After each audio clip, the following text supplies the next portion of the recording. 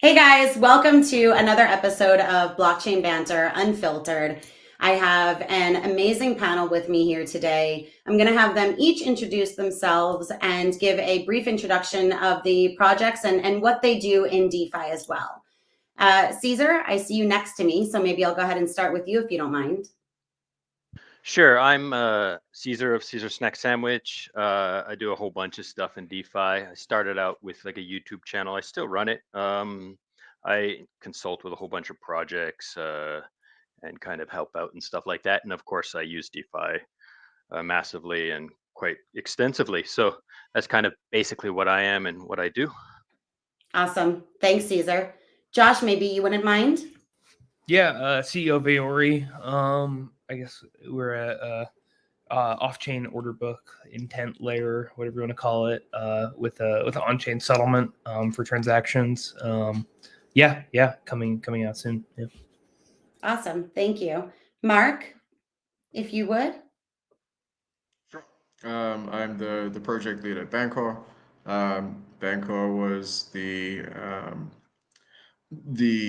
company to sort of it launched its ICO in 2017 to raise money to invent and produce something called the automatic market maker, which has been popularized now across a lot of different projects in DeFi. And it has since moved on to order book-like infrastructure. And Carbon DeFi is the latest product from Bancor with that philosophy in mind. Awesome. Thanks, guys. And Matt, this is your first time joining us, so welcome to Blockchain Banter. Thank you for joining our conversation, for being here with us. If you would introduce yourself and Odos as well, that would be awesome. Sure, thanks. So I'm Matt. I'm co-founder and head of research at Odos. So we are a DeFi aggregator and routing solution. So we aggregate all the DEXs and AMMs on each chain that we're on, and then we find the best route for any given trade or order to get the best rate. Perfect. Thank you. So I invited Matt on here specifically to this call because I was recently having a debate with Mark, actually, about aggregators and arbitrageurs. And I had always considered them two separate things, right? And we were talking about order execution on Carbon DeFi, actually, with aggregators and arbitrageurs being two of the main sources of, as takers, actors. And he said they're one and the same. So we were having this debate, and I wanted to kind of expand on this and get everybody's take on it. Maybe we can start with, for anybody who might be tuning into this and kind of just getting their feet wet in DeFi, maybe one of you wouldn't mind volunteering to just maybe give a brief explanation of what an aggregator does. I mean, Matt, you kind of did just now, right? If you want to expand on that a little bit, then you can. And the role an arbitrageur takes in DeFi. Sure, yeah, happy to. So DeFi has tons of places to trade, tons of DEXs. Most of them are AMMs, but even the ones that aren't basically adjust. They have different prices they provide you, and they adjust prices differently as you trade more and more. So you end up with a very complex problem figuring out where to trade. And because they adjust prices as you trade more and more through them, splitting between them is also oftentimes the way to get the best rate. So manually going to different UIs and swapping through different DEXs is not really a reasonable way to go about it. So that's why DEX aggregators exist and routing solutions exist to aggregate all those sources and then figure out the best way to split between all the DEXs and all the pools. I guess an arbitrageur plays a somewhat similar role in that they watch multiple pools on different DEXs, across different DEXs, sometimes across different chains. And they're basically just looking for price differences so that they can buy in one place and sell in another place and make a profit by doing that. Cool. Thanks, Matt. I know Mark's opinion on this, so I want to ask Caezor and Josh if you guys want to chime in here at all. Do you want to, first of all, add anything to Matt's definition or description of aggregators and arbitrageurs, or do you want to voice what your opinion is on whether you see them as one and the same? Yeah, I'll maybe give like I'll jump in with like a small like interesting bit. So something funny that a good friend of mine runs another aggregator that's live, and it's one of the chains on Arbitrum, for example, where they had like very, very low gas fees. What they noticed people were doing was pinging their API twice, but providing the opposite input and output tokens and input and output amounts, and then finding positive cycles so that you could actually, through the same aggregator, arbitrage, or execute an arbitrage using their system. So they were like swapping in USDC and getting USDT, and then swapping USDT back and getting USDC, and only executing when they were getting more USDC than they started with, which when you look under the hood, isn't actually an arbitrage, but like a delta neutral trade. So it's pretty interesting. So when you look at like the infrastructure behind a lot of aggregators, and I bet, Matt, I'd love your take on this too. What you find is that the actual architecture is almost identical. The only difference is whether or not you're actually executing when you see price differences across different pools that you're monitoring, or you're providing the best optimal route across those identical pools. Like I bet like the code between an MEV solver, like a dex arb bot, and a high frequency aggregator are probably very, very similar. It's maybe just the strategy.rs or whatever, or whatever your strategy file is, that might be a little bit different. But yeah, that's just a little take on it. Yeah, I guess I would say I would definitely agree. The core is the same. I think there's some very important details depending on which one you're doing, but the core is definitely like you're just routing back to the same asset when you're doing an arbitrage. So that part is the same. I'll add an important point here, and that is for the most part, arbitrage bots tend to be single entities, maybe a company or a person, and they're just basically extracting that value by toxic flow, so to speak, right? So they're just taking that value that's there and not actually doing any like orders. They don't have any intention other than taking that value, that difference in the value that's there. Whereas like a DEX aggregator supplies a service to people who actually want to trade tokens, and people who actually want to like hold some token or do something. So there's very few people who go to a DEX aggregator and do what Josh just described, right? And in fact, it's probably arbitrage bots that are doing what Josh just described, right? So what a person does is that what they want to buy a token. They don't want to buy it and then immediately sell it. They generally want to buy it. So it's kind of like there's like a moral question inside there. Like both are necessary. Both are not terrible, but like I would consider a DEX aggregator slightly higher on the moral scale than a arbitrage bot, because they're actually creating a better user experience for everyone, as opposed to just trying to keep things balanced and extract a little bit of value for doing so. Like I'm not saying arbitrage bots are evil or supremely toxic, but they are lower on that moral scale than what a DEX aggregator is trying to do, I think. So you see them as two different things. To the original question, but you brought up a couple of really you brought up a couple of points. You definitely see them. I see there's difference there, but they're doing the same thing. Like if you use a DEX aggregator, I would say that you're performing arbitrage, because you are performing arbitrage. Like you're balancing pools. Your swaps are going through multiple pools in order to keep those pools balanced, right? So you are an arbitrager, but like an arbitrage bot that's just trying to balance the pools and extract value is very different than a DEX aggregator that's like, hey, if you trade here, you're going to get a better price because we're going to look at all the pools for you. Like that's very different, but the actual underlying like system as these guys described already is very similar. Like they are, like DEX aggregators are performing arbitrage. I guess Mark, that. yeah, I want to come back to a couple of things that you're saying, but I want to give Mark a turn to speak. I'm going to pass it over to you, Mark, if you have, I mean, I know, like I said, this discussion started with, a debate that we were having.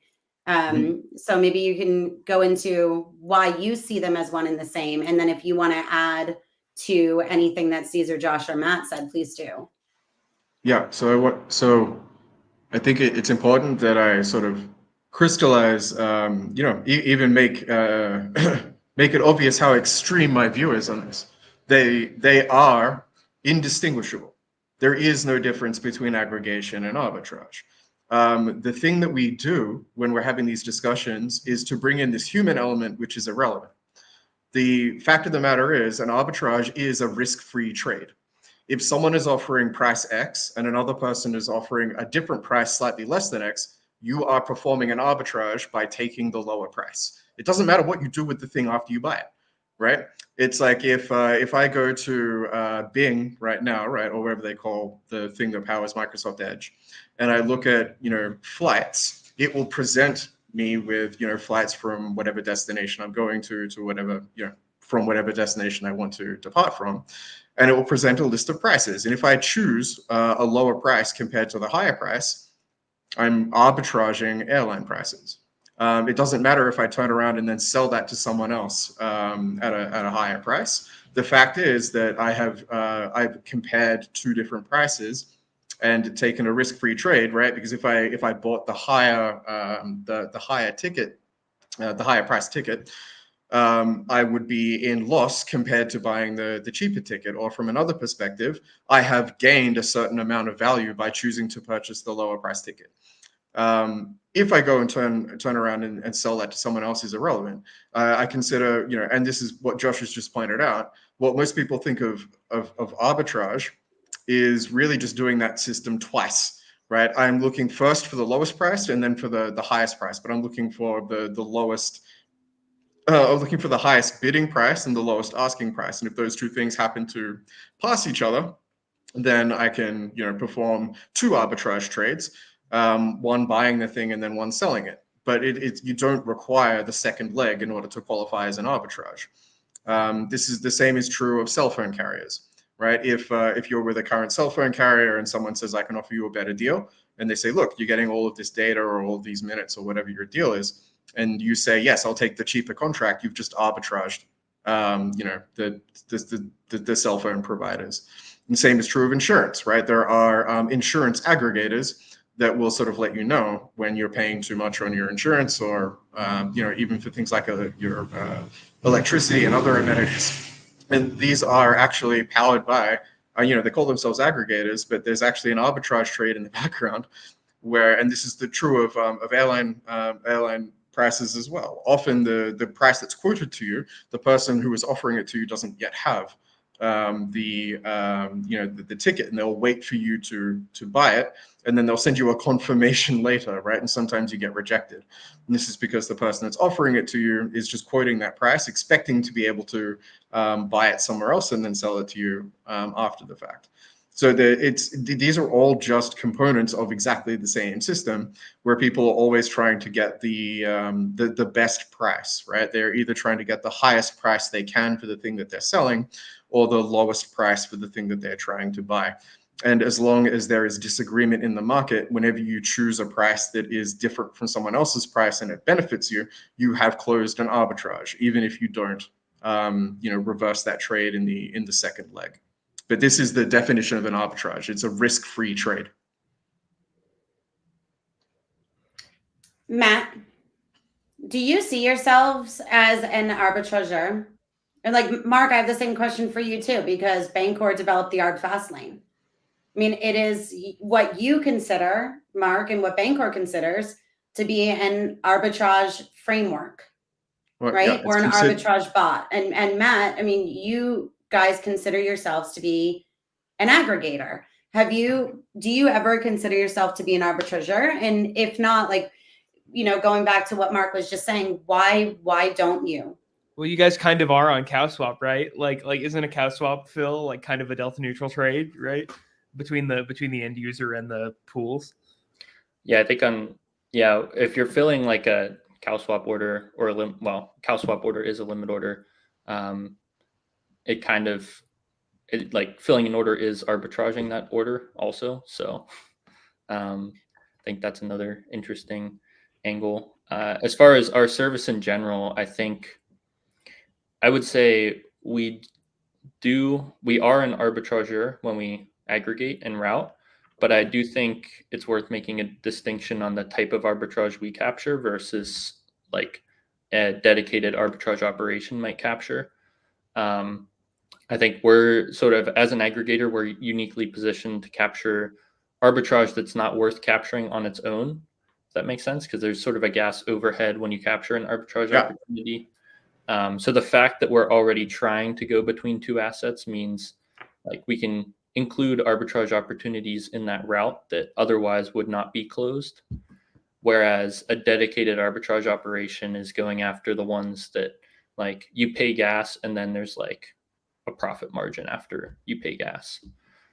So that I think is the distinction in the opportunities that are collected, but I think both are doing arbitrage, as Mark pointed out. So you can operate as an arbitrageur, right? Are Like, operating okay. as an arbitrageur. Not? One of the reasons this began is because I pointed out that if we took the fast lane and just ran it in reverse, it would be aggregating. There's no need to nominate. Like, for example, with the way that the arb fast lane is constructed, you get to choose your destination asset, right? So you can perform like an arbitrage from USDC into ETH, right? And it will close any arbitrage opportunities along the way in order to do that. Most people would call that an aggregate, right? That's order routing. It's just that most people, when they're doing it, they say if we start in ETH, we end in ETH, or if we start in USDC, we end in USDC, and so on. But you can also say, I want to start in USDC and finish in two different assets, or I want to start in two different assets and finish in one asset. And the logic underneath it is exactly the same, right? In fact, that's using a literal bot that is used to perform arbitrage, and just running it as an aggregator. It's not to say that these things are similar. I do consider them identical. The difference is cultural, right? It's like, why did someone do this trade, right? And what were they motivated by, and what are they trying to achieve? And we say, well, if you're motivated by these kinds of things, then we consider you an arbitrageur. But as like Ceazor has pointed out, it's like, well, if you just wanted to buy that token, that's okay. But this is a weird, like, human thing that we do, right? In terms of like the financials, it doesn't make any difference, and the effect that it has on the system overall is the same. At some level, you cannot tell the difference between an aggregated trade, like someone just choosing to buy something at the lowest price that they can get it at, and someone doing that for the explicit use case of selling it somewhere else at the same time. But yeah, it's I think that the difference that we ascribe to these things is artificial, right? It's how we feel about them, not what they're actually doing, that changes. Can I jump in here for a sec? Yeah, for sure. Yeah. There's one thing that's what Match said that was pretty interesting, and I want to kind of highlight on this. What he said about the gas, like when a person trades, they're willing to pay that gas. They've taken that gas cost into account, hopefully, or they just don't care about the gas cost. Whereas an arbitrage, or a person who's just purely trying to arbitrage and make a profit, they have to add that gas to the transaction, the cost of that, in order to be profitable, right? The same is actually true of aggregation, right? If you've tried to use 1inch like Fusion X or something, when the chain is congested, they'll just reject all of your transactions because the gas is too high, right? Yeah. Really quickly, wait, so for Matt and Josh too, I see Ceazor and Mark are unmuted. You guys could just chime in here. I mean, we're all friendly and respectful of each other, so it's not like I have to call on you, Yeah. One of the things I did want to add to that was, like, if every single person was using DEX aggregators to do trades, and the DEX aggregators were looking at every single pool, then there would be no arbitrage bots. They would do nothing because Right. they are like people pay gas without considering it. Like I do Another, trades and I don't I even guess, think about how much it costs sometimes. yeah, but the other perspective there is that like they've just become the arbitrageurs, right? Or that they've fulfilled the same chasm, right? What you're observing there is that if there is a 100% efficient market, and I'm not sure that one exists, but let's pretend that one can exist, then everyone will agree on the price all the time.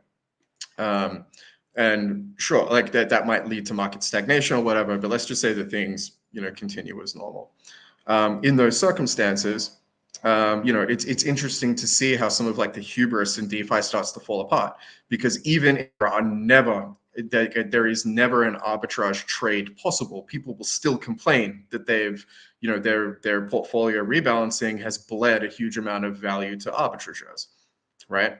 That their IL is still the result of people, trading with them, except in this case, no arbitrage would ever have been performed, or are the LPs correct? And all of the trades are actual arbitrage trades. And this is kind of my perspective, is that every single trade anyone has ever executed is in some sense an arbitrage trade. The only reason someone buys something is because they think it is either less than or equal to the value that it represents. But in general, when things get closer and closer to the value that people internally think that it is worth, they trade less and less. When something is undervalued compared to what they think it's worth, they will perform like an internal arbitrage against their own, valuation of that thing. But that is a type of arbitrage, or at least, culturally, the way that we're dealing with it, we should consider that to be a type of arbitrage. And this is, I'm not, I would prefer that we don't treat things that way, but that's clearly the way that people like handling things. Because if you have a look at, people that are arguing that LPs should be given sort of like a kickback from MEV or from arbitrage or something like that, what they're really saying is that if this person who traded with me was happy to pay that price, then I probably should have asked for a higher price, right? Like it doesn't matter whether or not they're performing an arbitrage in the typical way, the way that, all three of us, I think, or all four of us are aware of what people mean when they say arbitrage. But in this specific case, people are saying, actually, if they were happy to trade with me at that price, then I got screwed because I didn't offer a higher price. And they, this is, it's all a part of this same very badly understood sort of visceral reaction to sort of normal market dynamics. But yeah, I do think that at least at some very, very basal level, like completely abstract, every single trade is an arbitrage trade, and that's a position I'm prepared to defend. I have a may I totally change subject? Yeah. Please. I have questions for our guest, Mr. Matt over at Odos. I'd love to know, like, I'm a very, very close follower of the cow swap space, and like especially like the aggregation space in general. Like, we work at Aori with a lot of solvers and a lot of aggregators, and they're basically the same thing. And in many cases are both. One thing I'd love to get your take on, or like maybe learn more about Odos, just because a lot of this isn't public, or like is kind of hidden away. But I'd love to know, like, a lot of the solvers and aggregators we talk to and work with especially have like focuses, right? Like, I know there are some groups that like are basically writing hyper optimized C code for building UniV2 and UniV3 math like in the fastest possible to provide bids on CowSwap in the fastest possible way.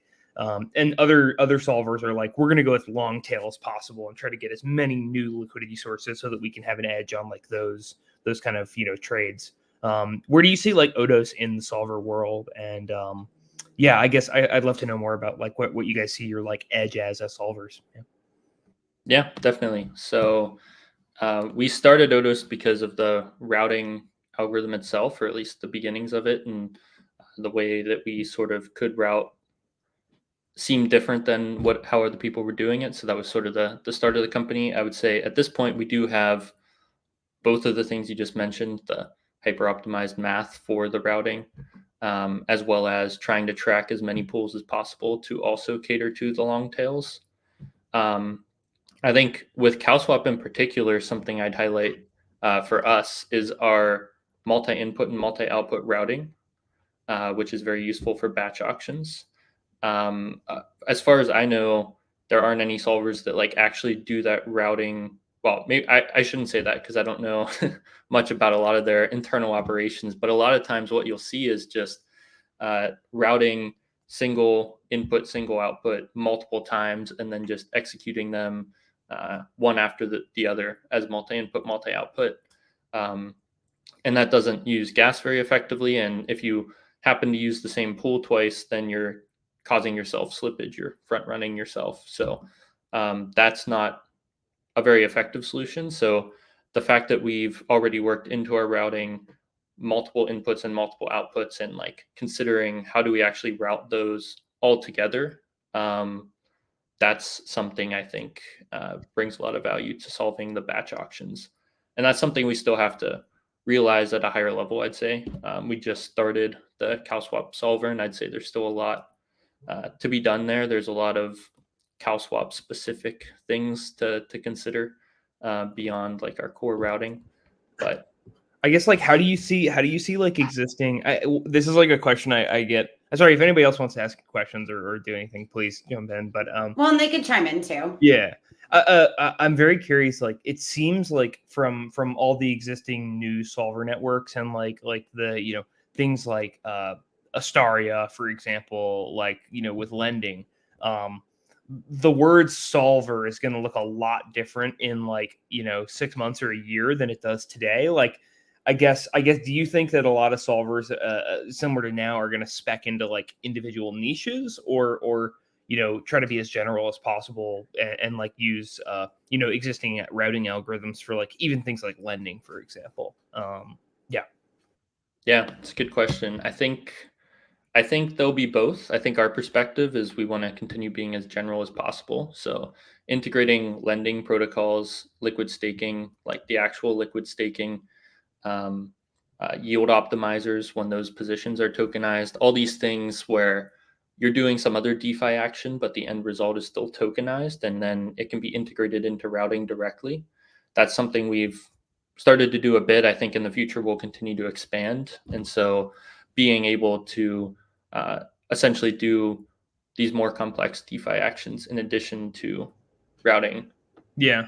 What you would think of as more traditional trades is definitely. Yeah. I kind of have a weird theory too. I think actually what'll happen is instead of, and this is also interesting as well regarding like today's conversation. I have a theory that like with things like a Noma or things like what we're trying to build, and like even there's a couple good examples of this as well. Like you might even see that like there are platforms that abstract out the user's intention such that it still feels to the solver like you're just filling a CalSwap order. So like, for example, like opening a loan won't look like, it can be deconstructed into limit orders, for example, in such a way that like, you don't even have to adapt your route, your internal algorithm in any way. You can just plug into it. I think that might be interesting. That might be something that, like, I don't know if many solver networks are like maybe thinking about that, but like, the less work you have to make the solver do, I suppose, like, and the more you can make like existing solving algorithms like work for as user intents, become more complex. That might be an interesting place or interesting. Yeah. So you're saying the solver and marketplace or network essentially does the part that might be less common, and then correct. Yeah. And I think we see that not necessarily with intents, but we see people using our routing with some other DeFi action, and they do that other DeFi action themselves, and then use us for the routing. So I think already see that a lot. I think we'd like to continue being able to do those actions as well, but certainly it makes it easier especially if it's a more niche action. Look at like liquidations. People are doing this already with aggregators, like exactly aggregators to find. Mark, that's what you are, or Bancor is doing with the Arb Fastlane, right? Using Carbon DeFi for this. For what? For liquidations? For liquidation, or maybe not necessarily a liquidation. I should backtrack. Yeah, but no, that's it's similar. Like these are there are parallel threads there, but we don't actually integrate, I think, with any like liquidation systems at the moment. Probably something we should look into. But yeah, usually the liquidation auctions are a different kettle of fish. In general, we try to stay like flash loan heavy. So, you know, and liquidations can often mean that you are forced to take exposure because you know, you don't necessarily know how the auction is going to resolve or when. But yeah, there are some systems that actually can be flash loaned and are compatible with liquidations. I'm just not familiar enough with it to have an authoritative opinion. Well, I was speaking about the automatic auctioneer, but maybe I'm mistaken in how I'm kind of defining that a little bit then. Yeah, I mean, auctions in general, like auctions are just you know, a very valuable and somewhat missing primitive from the way that the DeFi markets have historically operated. But you know, things like one-inch fusion, like CowSwap, like even Uniswap X to some extent, are starting to sort of sprinkle in a little bit more of that sort of auction, you know, mechanic. And I would expect many DeFi protocols, Bancor included, you know, we've already spoken openly about how the automatic auctioneer works and the fact that we're using it for our own purposes. And this will, you know, the idea is to have this be a type of like a literal order type, you know, within Carbon DeFi proper. But yeah, this is just one of, you know, several. I also noticed that I think Wyon has actually introduced an auction model recently. I think I saw that in one of their tweets for something. Sorry, who Wyon. I'm pretty sure it was Wyon. Yeah. But yeah, it's it's general. This is a very, very broad topic. It's not specific to liquidations or arbitrage or aggregation. This is a completely different way of pricing things. Can I jump in here? I wanted to Eli 5, something that Matt said. I use Odos pretty much for a large majority of my trades now because I just enjoy it, and I think they're working really hard to integrate a lot of liquidity pools, and I think that's very important. But one of the things he did say, where he was saying multi-input, multi-output, like I just wanted to Eli 5 that for everybody who's listening. Like what he's talking about here is you can go to Odos and you can say, I have token 1, token 2, token 3, and I want to sell them all for USDC. And then execute it. It'll route all 3 of those tokens through different pools or whatever has to be done and get you that single output or something like this. Like that's pretty powerful. I haven't seen that anywhere except for on Odos. So kudos to you guys for building that. Yeah, thanks for highlighting that. Mark, before I brought up the Arb Fastlane, when Josh was speaking about intents and orders, right? Mhm. And seeing the liquidations kind of broken down into orders, you were shaking your head as if you were agreeing with him. I didn't know if you wanted to add something to that before I had kind of changed the subject. No, I think, yeah, I mean, Josh and I see, like, disappointingly, we see eye to eye on almost everything. But no, this idea that see eye to eye with you because you're wearing sunglasses. Sorry, but sorry, that was terrible. That was terrible. No, you can keep them on. It was a joke. It was a joke. Yeah, this idea that you can deconstruct a lot of what DeFi does, or even a lot of what finance does, like into something that looks a little bit like a limit order, right? And if you add sort of time dependence, like you know, a Dutch auction system or something on top of that, you can pretty much describe, like, these are the 2 atoms of you know, the only 2 elements of an exchange system. And so you can compose those in various different ways that would allow for all kinds of things to be achieved. And you remember, Jen, that when we first launched Carbon DeFi, I was actually I was speaking with a bunch of different lending protocols about how this could actually be a slightly better way to run liquidations on, like, loans, because the arbitrage network and searcher network generally are much more efficient, or they accept a much smaller kickback in terms of the profits that they expect, compared to liquidation bots, which generally have an enormous, like 5-6%, sometimes higher, you know, carry. And huge impact on the market too. Yeah, and I remember, you know, at that time, if you're looking at the EigenFi, you know, website, who was tracking, what the most significant forms of MEV are. I think liquidations had the most they had at that time, I think, the world record for the most MEV extracted from a single transaction was from a liquidation. But yeah, and I'm sure that in composite it's not nearly that effective, but it was still interesting to see that all of the extremes were from these from liquidations. And this shouldn't be surprising, like we just had Avi, the Mango finance exploiter, is now in jail over essentially precipitating liquidations when one didn't necessarily have to be performed. And there's all kinds of manipulations that work this way. But yes, I agree with Josh. Some of this complexity can be decomposed, and you can represent it as a limit order, or as you can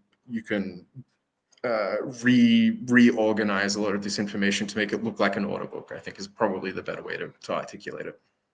To give like a concrete example of what we're talking about here, like let's say I have a deposit on Yearn Finance. That's a yield bearing vault. So let's say I have a deposit on Yearn Finance, but there are no liquidity pools for my Yearn deposit share token. So I could put up a limit order that says, hey, I want to sell this Yearn token for USDC, and I want this much USDC. And then a solver could then be like, oh, I can do that. And he would withdraw my assets from Yearn for me and then sell it through whatever market and get me my USDC. That's something that could easily be looked at as simply as a limit order, even though there's no actual liquidity pool for that Yearn share token.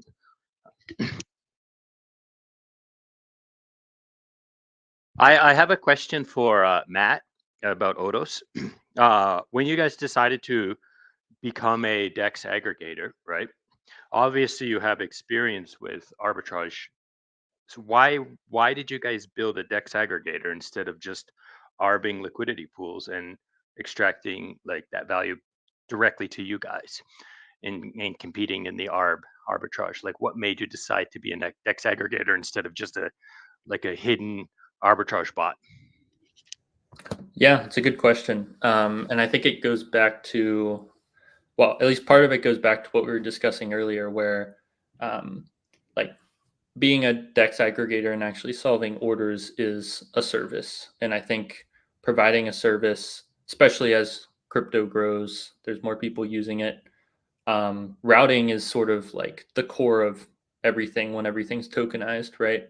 We were talking about even lending protocols, yield optimizers, liquid staking being tokenized. So getting from one token to another is the core of all this, especially even as non-financial things are built on crypto, they're still leveraging tokens, and routing between them is useful. So providing that service we see as extremely that's a huge thing over the long term. Compared to arbitraging pools, I think that's still something we're interested in, but it's over as competition grows, as people are also competing for that arbitrage, that profit approaches zero, because it all goes to the validators and miners. So it's not really it's something you do while you have an edge, and that's great, and you can make profit, but over the long term, you're not really building anything sustainable, because any day someone could be competing with you and take away that edge. So Interesting. Oh, go ahead. I was mostly done. I was just going to say I see it as mostly sort of something an individual can definitely do, a company can do as maybe sort of a side thing, but as a main business, I don't think it really makes a whole lot of sense. Josh, you unmuted. Ceazor, I don't know if you wanted to add to anything, because I wanted to ask a question too, but you guys take it. I have a super technical question, Matt. I bet there will be several opinions on this, but have you guys been following the CeFi DeFi? I mean, you'll see why I'm asking this question, but have you been following the CeFi DeFi ARB world, and block building in general? Yeah, I would say a little bit at a high level. I think in the future we want to get into that niche a little closer. Yeah, okay, this is going straight into my question. Okay, a question I still can't find an answer to, and I have no clue why, is when you're basically running non-atomic arbitrage trades, it makes a ton of sense to run a block builder, right? Like we can kind of see this with Beaver, with with rsync, like, and there are a couple smaller ones that are kind of starting to kind of get into this. But the question that I immediately have is, like, when you look at like the amount of gas that is paid for a async arb, right? Like CFI DeFi, for example, versus the amount of gas that's paid for, let's say, atomic arb, like Jared from Subway transactions, sandwiches in general, even just pure background transactions.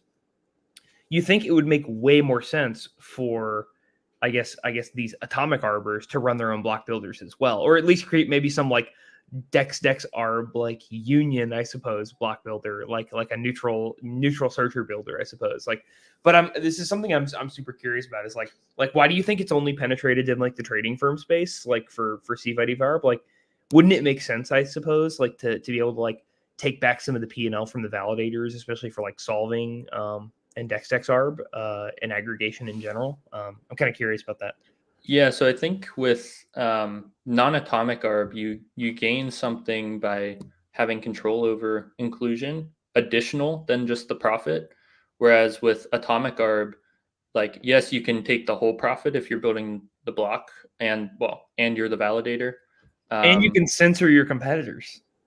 And yeah, but I think it's still like the same like block of profit to be shared between those parties. So like, compared to if you're just running a validator on your own, you might get roughly the same share as if you were not also finding the arb, and vice versa.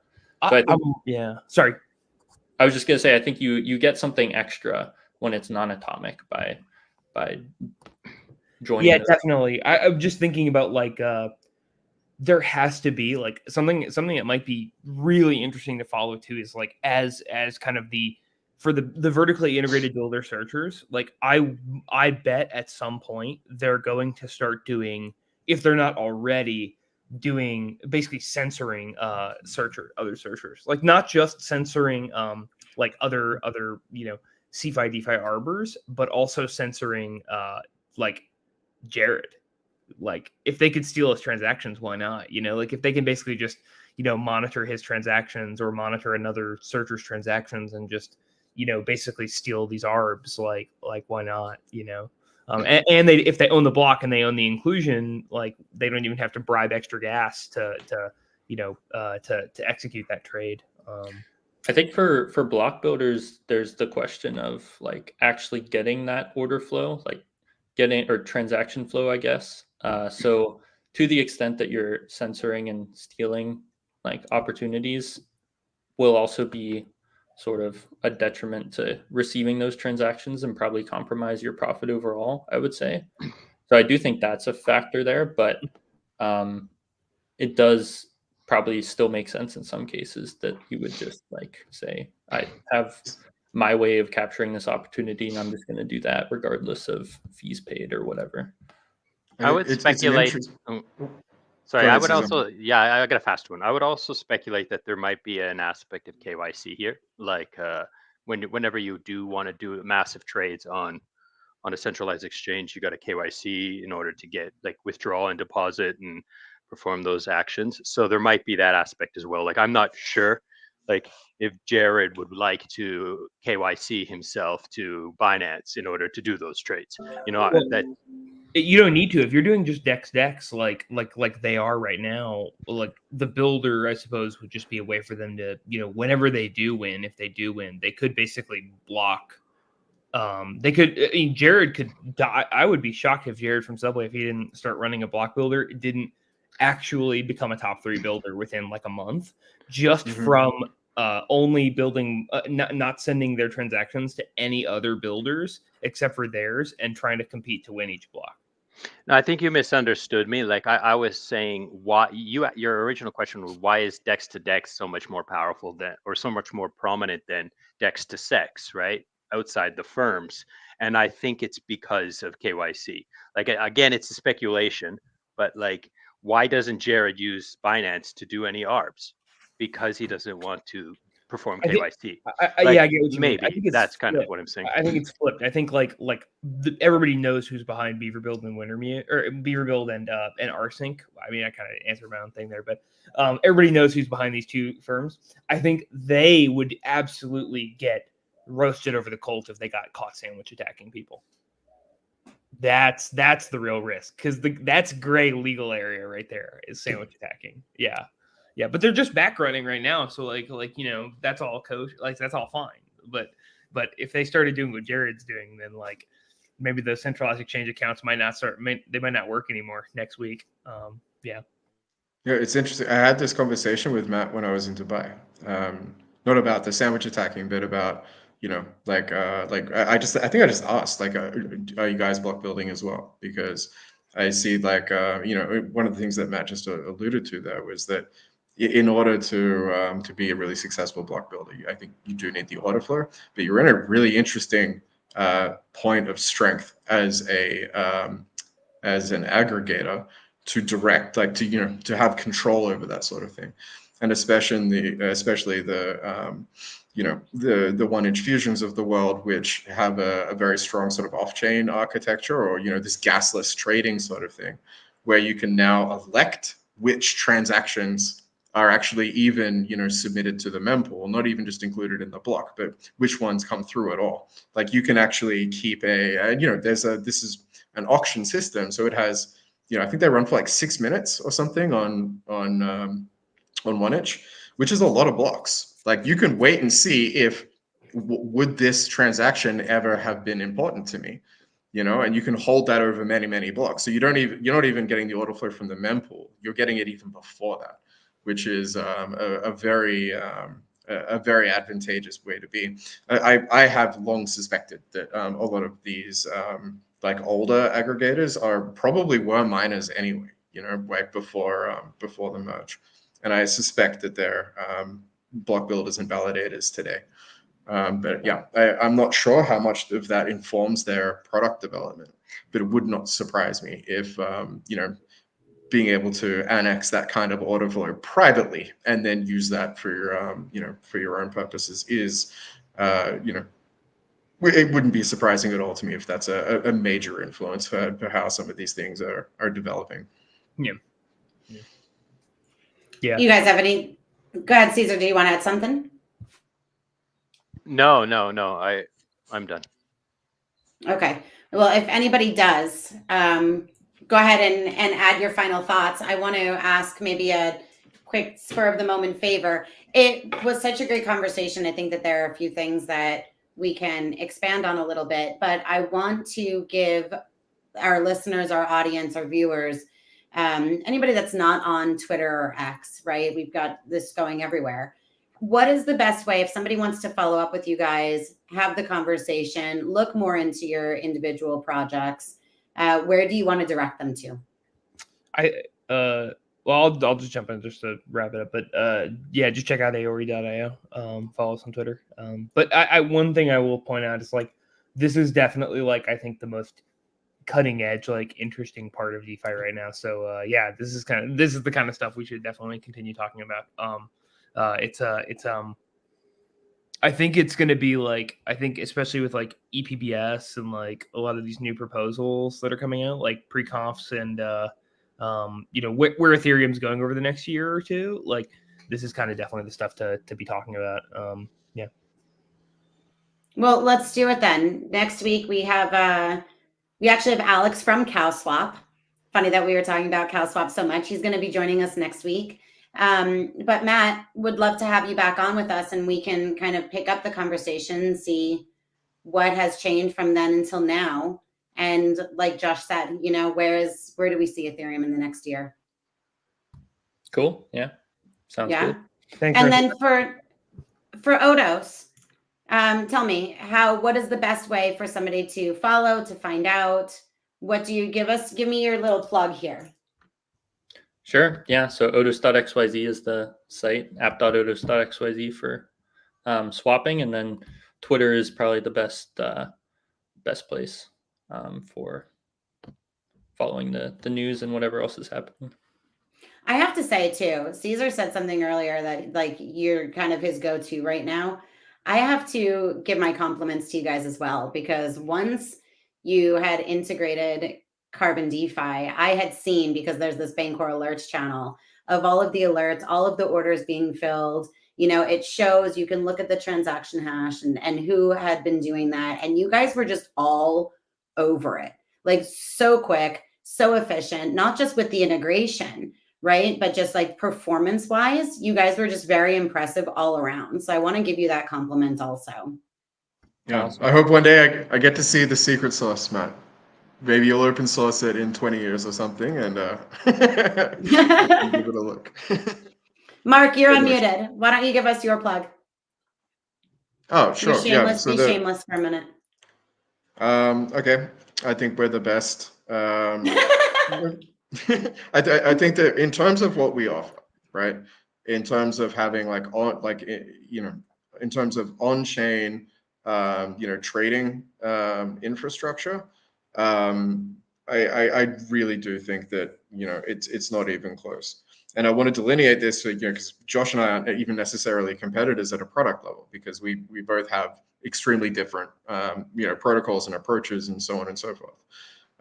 But yeah, like if you are trading tokens and you want to, have a sort of either a fading or scaling strategy or something, like the number of limit orders that you would have to place in a conventional order book would be enormous compared to the simplicity that you get out of something like Carbon DeFi.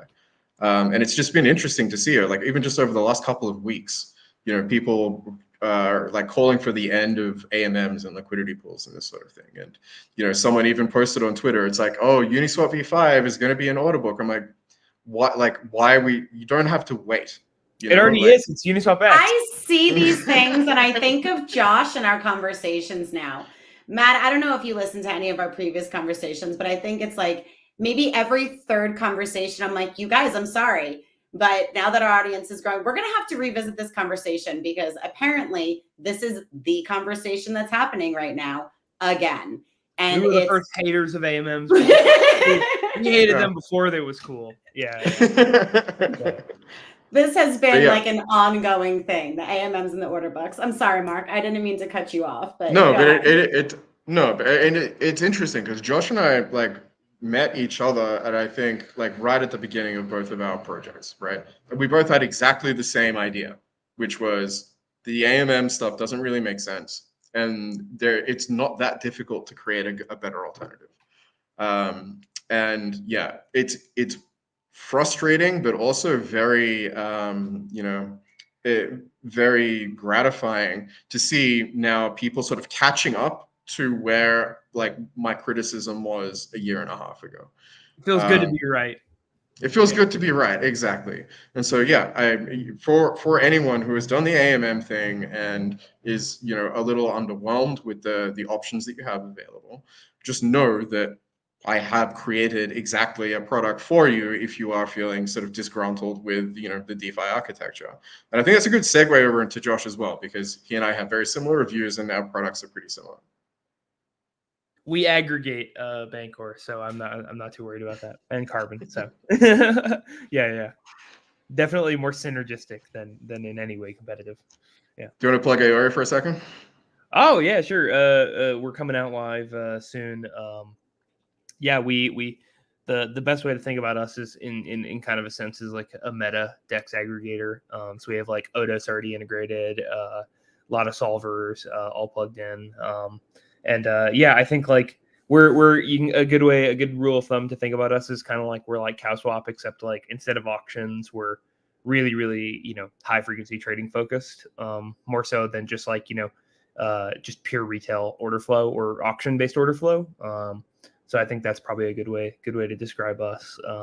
So yeah, making sure users, protocols, trading firms have access to really fast, really excellent DeFi execution. Yeah, through And great it's solvers like necessary. Odos and great dexes like Carbon. So yeah. Caesar, I know that you had mentioned your YouTube early in our intros, but maybe you could tell us a little bit about it, a little bit more, and what you're Okay. up to. I do have to run, currently. guys, but it was a pleasure. Josh, thanks so much. We'll see you Thanks, next everybody. week. Thanks, Matt. Thanks, Mark. Pleasure. Yeah, I'm not gonna really speak too much on the YouTube stuff right now, but I do have two things I want to talk about. And number one is I work with a velocimeter, and they have a licensed fork of Carbon DeFi called Graphene, and they are starting a campaign on Mantle right today, actually, where they're going to incentivize strategies that use certain pairs. So you can kind of check out velocimeter or Graphene and find out. And basically, if you create strategies and on Graphene, aka Carbon, right, and you and your orders are executed, then we will give you additional rewards. Like Carbon already has a system that if you perform your strategies well, they have positive ROIs that are very impressive. But with Graphene, they're also going to give you rewards on top of that. So it's quite lucrative. Like you can find it on Base, you can find it on Phantom, you can find Graphene on Mantle. But Mantle's currently going to have additional incentives in Mantle tokens for people who create certain strategies in certain pairs. Like you can create the strategy however you want, but just know that in order for you to be rewarded, you have to get executions. So that's kind of the plug for Velocimeter Graphene. And then the last thing I wanted to say was, like, just for the listeners in general, I want to really stress the idea that you should not be going to like front ends and just swapping tokens. You should not be going to Uniswap's front end and swapping tokens anymore. It's just not intelligent, especially if you're doing like a very common token. Like sometimes there's only some specific coin and ETH LP on Uniswap. Then going to Uniswap might be fine, but you're going to also have to pay front end fees to go to Uniswap. So you're better off almost always. I would say 99.999% of the time going to a DEX aggregator and using them, or even like what Josh was describing, like a DEX aggregator, like a Llama Swap, or I guess Aori is going to do this, or even like Rabby Swap kind of has like choices and stuff like that. So it'll search the different DEX aggregators for you and show you which DEX aggregator is quoting the best price. So you really shouldn't be using like just front ends that don't have like DEX aggregator integration. So that's it for me, I guess. I'm so glad you brought that up, because all of this discussion, I don't even think we mentioned that. And Uni specifically, their fees just went up too. It was 0.15%. Now it's 0.25%, right? I don't know if you guys caught that, but that was just recently that their front end fees just increased. So definitely, I mean, even if it's still only a token that's available on Uni, it still might be beneficial to go through an aggregator. But thank you guys so much for joining me. Matt, thank you for joining me. It was a pleasure meeting you and, the others in Dubai. I'm glad that you accepted the invitation and joined us up here. Really nothing but great things to say about Odos.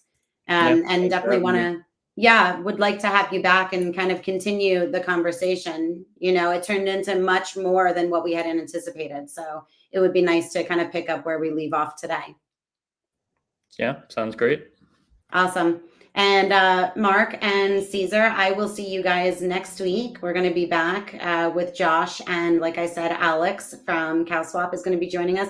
I have a feeling that's going to turn into much more of a discussion than what I had invited him on for, but I look forward to that. So thank you guys. And thank you to all of the listeners and viewers and audience. We will be back next Tuesday for our trading call, followed by our Unfiltered on Wednesday, 4 p.m. UTC both days. Thanks, guys. Thanks. Thanks for having us. Always.